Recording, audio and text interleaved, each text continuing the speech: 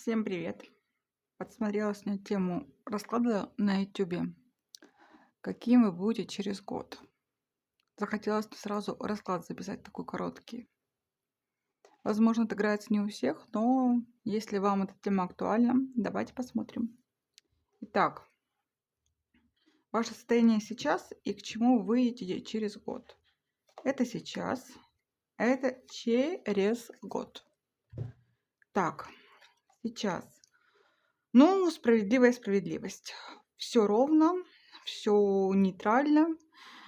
Я знаю, чего я хочу. Даю ровно столько, сколько человек мне отдал.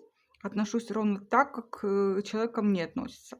Но смотрите, здесь также есть и темная сторона. Вы можете перегибать палку своей справедливости и быть даже токсичным.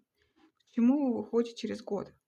Вы поменяете полностью свое мировоззрение. Смотрите, вы поменяете свое отношение к людям и посмотрите на то, что вы раньше видели новым взглядом, что некоторые ошибки можно прощать, что некоторые вещи допустимы, что не всегда нужно быть тем самым карателем, тем самым судьей, который все разрушает и всех садит на кол.